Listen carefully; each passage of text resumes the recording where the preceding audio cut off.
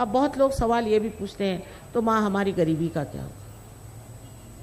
ठीक बात, गरीबी कहाँ से आती है, पहले ये बात सोचना चाहिए। स्वार्थ से आती, लेकिन जब इंसान निस्वार्थी हो जाए और जब वो सामूहिकता में आ जाए, तो इस तरह का जो संगठित रूप होगा वो इस गरीबी को बिल्कुल हटा सकता है। अब आपसे क्या बताएं कि सहयोग में बीमारियां ठीक हो जाती हैं, एक पैसा नहीं देना पड़ता। कैंसर से लेकर हर तरह की बीमारियां ठीक हुई। अब कल ही वहाँ आपने देखा होगा कि एक स्त्री थी, उसको दिखाई नहीं देता था। उसने आके मुझसे कहा कि माँ मैं आपके दर्शन के लिए इतने दूर से आई हूँ और मुझे दिखाई नहीं देता। तो मैंने बस उसके सामने एक कैंडल पकड़ा और थोड़ी देर में कहती मुझे सब दिखाई देने लगे। कुछ मैंने नहीं किया। उसकी कुंडलिनी जागृत हो गई और उसने यहाँ पे ऑप्टिक लोब में लाइट डाल दी और वो देखने लग गई। एक लड़की थी, गूंगी थी, बोल नहीं सकती थी, उसको ले आए मेरे पास। उसके कान में मैंने सिर्फ कृष्ण का मंत्र कहा और उस मंत्र से वो बोलने लगी। उसने उसी वक्त माँ करके मुझे पुकारा और फिर वो बोलने लगी। अब ये कोई चमत्कार नहीं है मेरे लिए, कोई भी चमत्कार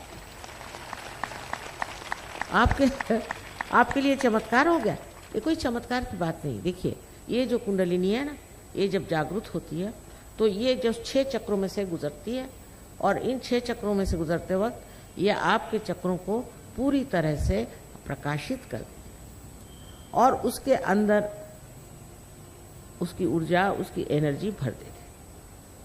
इन चक्रों की गड़बड़ी से ही आप बीमार रहते हैं, आपको तकलीफ है।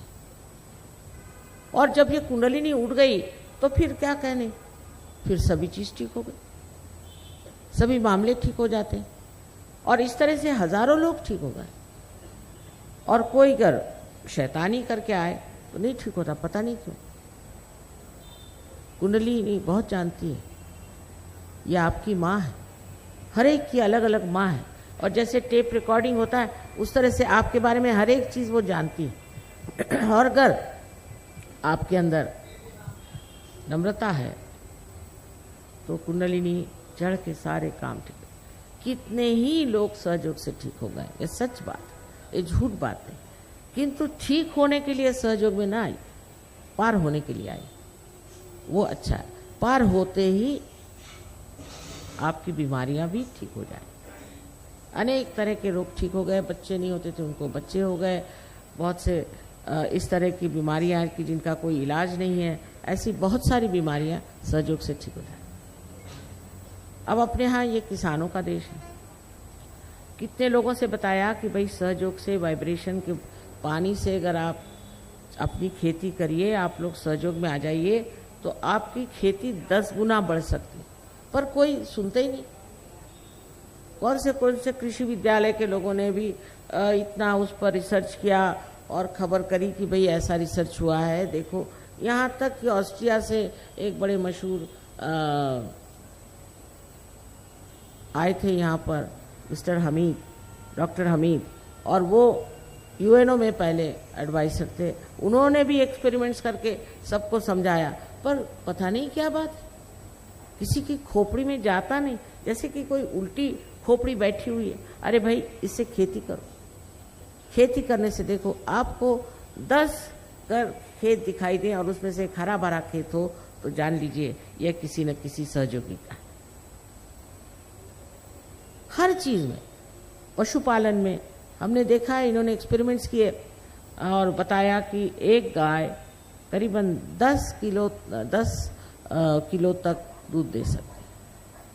बड़ी हैरानी की बात, अपनी हिंदुस्तानी गाय। और ये जो बीज इस्तेमाल करते हैं वो भी ऐसे बीज नहीं कि जो कहीं से दुकान से खरीदे हैं या कुछ है, पर सर्वसाधारण बीज। उस बीज से इतना उपजता है, पर कोई सुनने को ही तैयार नहीं। इस भारतवर्ष में तो अब कोई न्यूज़पेपर वाले को बुलाओ तो वो उनकी दृष्टि ये कि आपके यहाँ कारपेट बिछा था, आपके यहाँ वो एक दीप जला था, अरे कुछ और उससे आगे है कि नहीं। एकदम कुछ देखते नहीं, कुछ सुनते नहीं, ना कुछ लिखते हैं, कुछ बेवकूफ़ी की बातें लिख देते हैं। उसमें कोई अर्थ नहीं, इतनी बड़ी चीज़ हम आपके सामने ले आए हैं, अरे भाई कुछ तो सुनो, नहीं सुनने को तैयार ही नहीं हो। पता नहीं इन लोगों का दिमाग कैसा है यहाँ। उल्टे आप रशिया में देखिए कि वहाँ की सेंट पीटर्सबर्ग की जो बड़ी पुरानी, सबसे पुरानी कहते हैं वो एकेडमी है, साइंस एंड आर्ट्स। उन्होंने हमें इतना बड़ा खिताब दिया कि मैं तो हैरान हो गई। मैंने कहा साहब मैं तो कोई ग्रेजुएशन भी नहीं किया रहे, मैंने साइंस ने आर्ट्स कुछ नहीं किया। तो उन्होंने ये कहा कि जितने डिस्कवरर होते हैं जो खोज लगाते हैं वो कभी यूनिवर्सिटी भी नहीं जाते, और हमारे यहाँ सिर्फ 10 को दिया है, उसमें से आप एक है, एक आइंस्टीन है। तो मैंने कहा आइंस्टीन को दिया, मुझे भी दिया? हाँ, आप तो आइंस्टीन से भी आपने बड़ी बारी खोज कर दी। और मैं इतनी शर्म के मारे मुझे समझ नहीं आया कि ऐसा कुछ मैंने काम तो नहीं किया। ये तो हमारी पुरानी चीज़ है, हमारे देश की यही धरोहर है, यही हमारा हेरिटेज है। कहाँ से कहाँ, कितने साल, 13,000 वर्ष पहले मार्कंडेय ने लिखा संस्कृत। एक बात जरूर है कि पहले एक गुरु एक ही शिष्य को दिया, जैसे राजा जनक ने एक नचिकेता को दिया, और यही परंपरा थी। पर 12वीं शताब्दी में ज्ञानेश्वर जी ने अपने गुरु, उनके भाई साहब, उनसे कहा कि नहीं, मुझे आप इतनी इजाज़त दे दीजिए कि मैं इसके बारे में लिखूं, इतनी मुझे इजाज़त आप। और जब उन्होंने लिखा, उनका जो ज्ञानेश्वरी में 6वां अध्याय है, उसमें कुंडलिनी बड़ा सुंदर वर्णन किया है, और इस कुंडलिनी के कारण ही आत्म प्रकाश को प्राप्त करते हैं, ये भी स्पष्ट रूप से लिख दिया। तो उस वक्त जो धर्म मार्तंड थे, उन्होंने कहा ये सब बकवास है, ये निषिद्ध, कोई पढ़ो ही नहीं, इसको जानो ही नहीं, और काट दिया। आजकल भी ऐसे बैठे हुए, कोई धर्म मार्तंड है तो कोई और तरह तरह के लोग जो कि अपने को बहुत अक्लमंद समझते हैं, और वो एकदम काट देने की वजह से वो लोप सा ही हो गया। पर तो भी एक गुरु के एक शिष्य होते। नाथपंथियों ने ये कार्य किया। अपने यहाँ 3 तरह के कार्य हुए, उसमें एक वेदों के कार्य हुआ, और उससे वेदांत, और एक भक्ति का कार्य हुआ। लेकिन जो असल कार्य था वो हुआ है नाथपंथियों ने, जिन्होंने कुंडलिनी का जागरण आदि उस पर बहुत कुछ काम किया। नानक साहब भी जानते थे, बहुत अच्छे से जानते थे। नामदेव एक दर्जी था हिंदुस्तान का। हिंदुस्तान में दर्जी की क्या ऐसी कोई बड़ी बारी तो विद्वत्ता नहीं मानी जाती, एक साधारण दर्जी, और उसकी नौकरानी भी बड़ी भारी पहुंची हुई जनाबाई। ये गए मिलने एक कुम्हार से, उसका नाम था गोरा कुम्हार। वो कुम्हार वो अपने पांव से मिट्टी तोड़ रहा था। उसको देख करके नामदेव एकदम हठात खड़े। शानदार लोग, शानदार लोग। और उन्होंने क्या कहा, मराठी में कहा है, निर्गुणाच्या भेटी आलो सगुणाश। मैं तो निर्गुण को, निराकार को मिलने आया था, तो तू तो सगुण में खड़ा है। ऐसी बात कौन कह सकता है? कौन ऐसी बड़ी बात दूसरे के लिए कह सकता है? हिंदुस्तानी अगर एक दूसरों को मिले तो गाली न दे तो ही शुभ समझिए, लेकिन एक संत दूसरे संत को देख के क्या कहता है?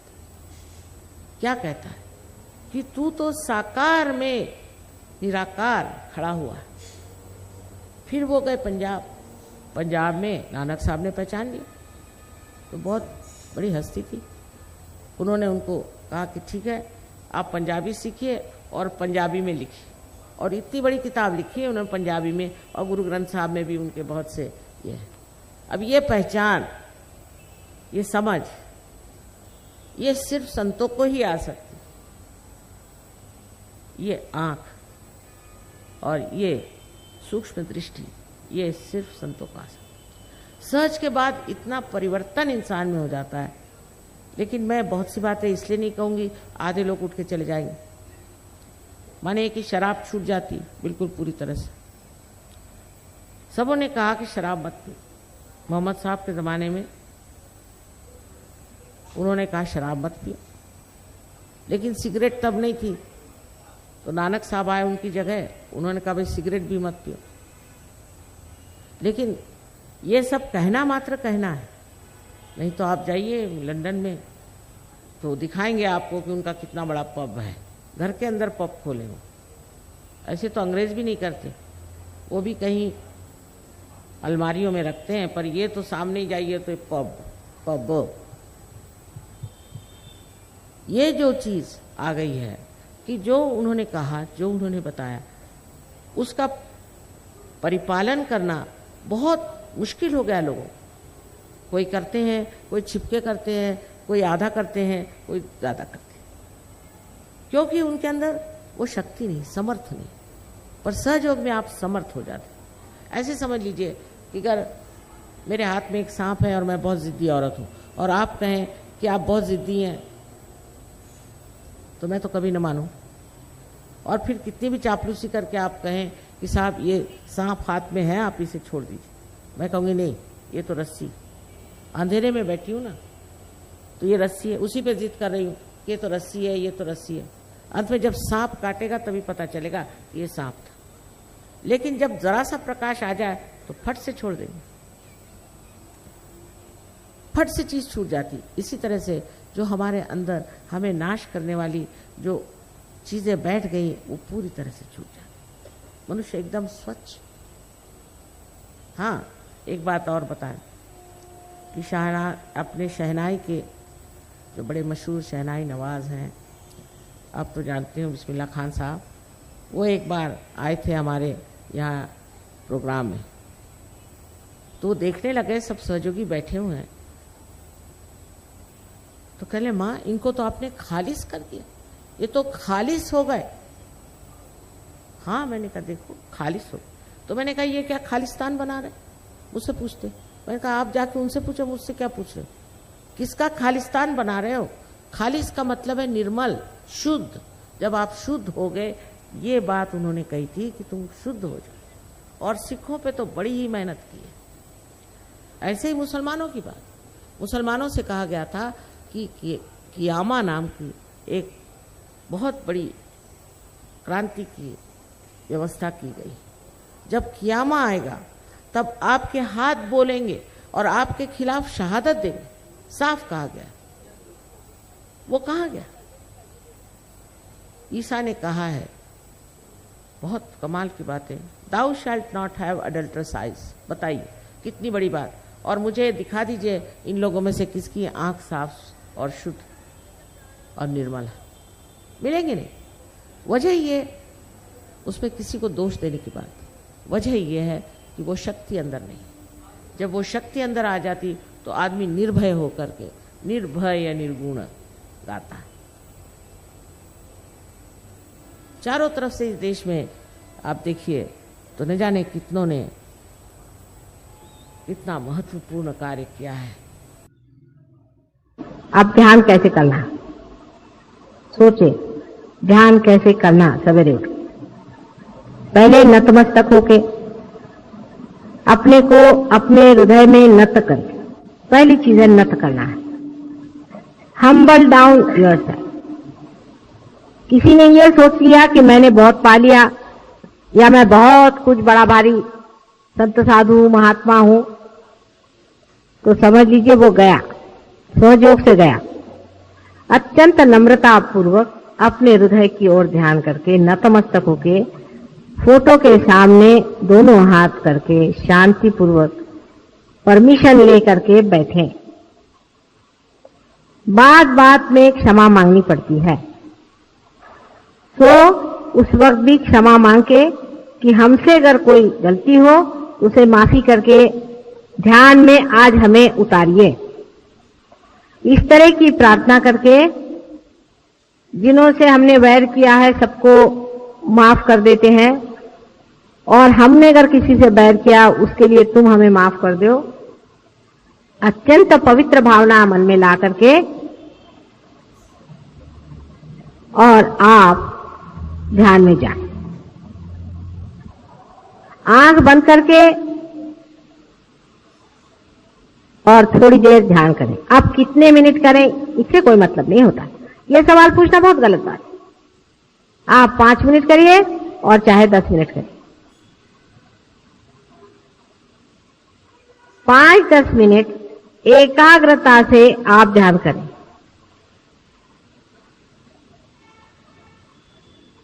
नतमस्तक होकर के आप ध्यान करें। पर ध्यान करने से पहले इसको समझ लें, ध्यान करने से पहले जहां बैठ रहे हैं उस आसन में बंधन दें, अपने को बंधन दें, अपने शरीर को बंधन दें।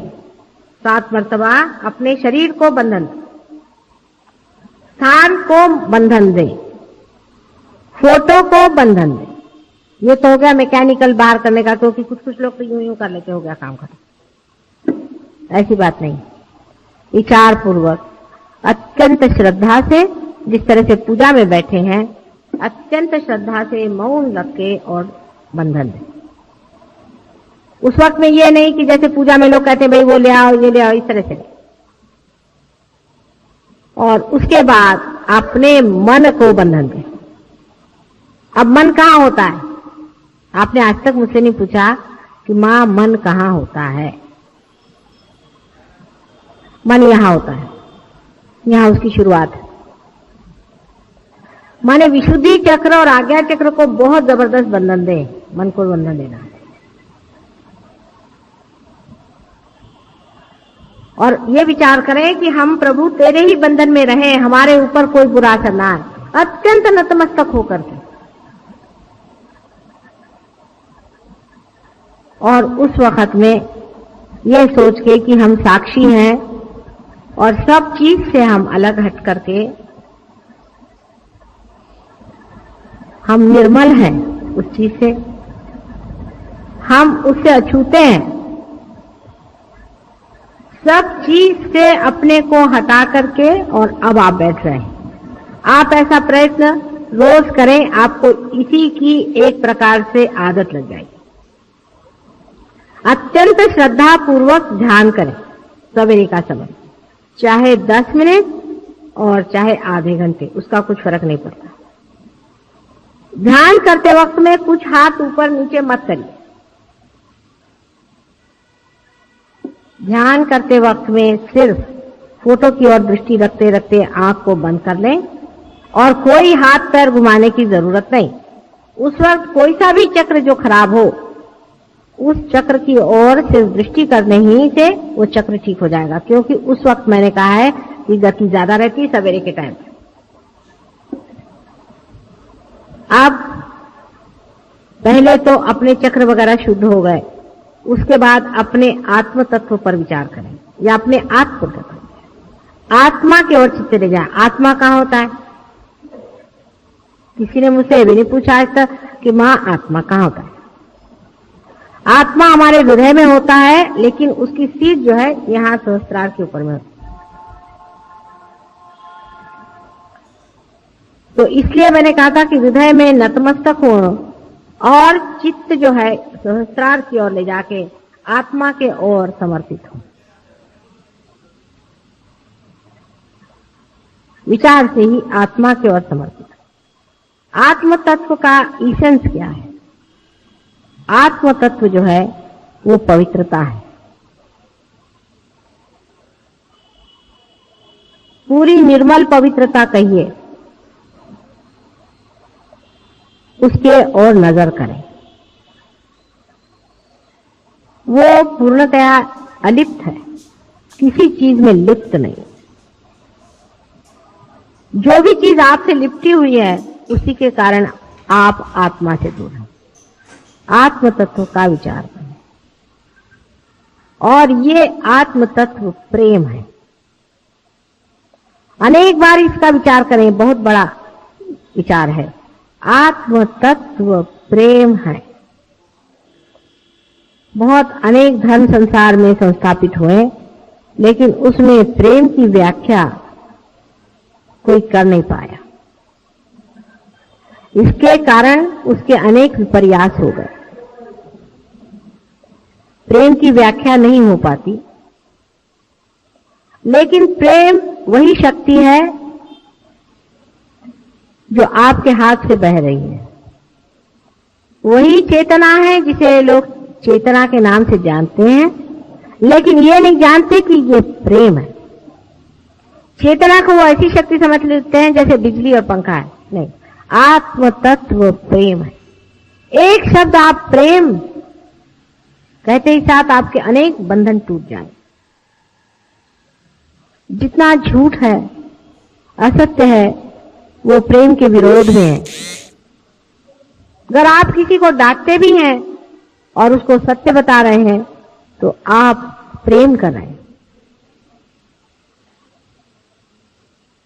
आप स्वयं प्रेम है। इसलिए प्रेम तत्व पे आप विचार करते ही आप आत्म तत्व में उतर सकते हैं।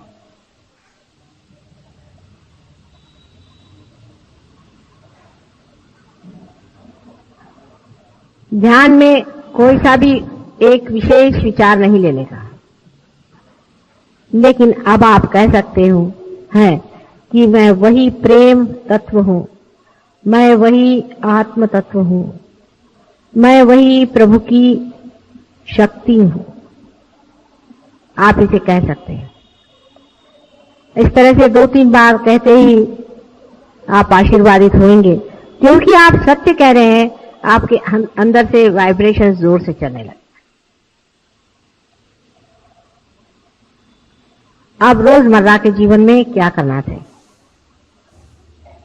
रोजमर्रा के जीवन में आपको पता होना चाहिए कि आपके अंदर शक्ति प्रेम तत्व की है।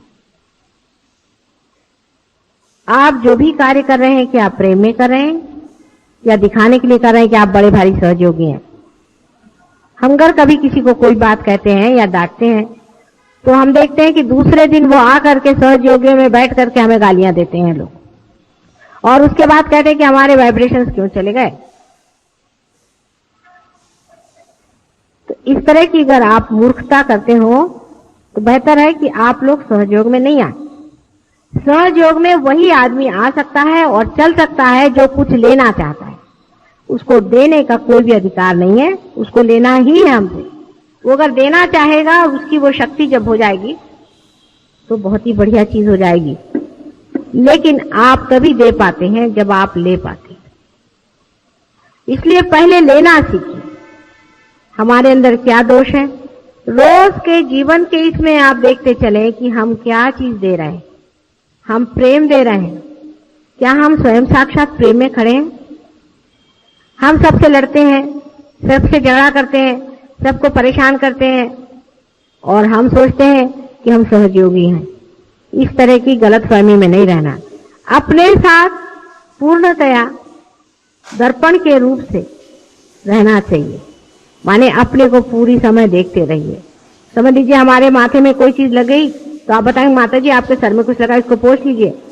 इसी प्रकार आप अपने को देखते रहें कि देखिए हमारे यहाँ पर ये चीज लग गई है, इसको हम पोंछ लेते हैं। रोजमर्रा के जीवन में आपका जीवन एक उज्जवल होना चाहिए। आपके मुख पे कांति आनी चाहिए, आपके व्यवहार में सुंदरता आनी चाहिए, आप प्रेममय होना चाहिए।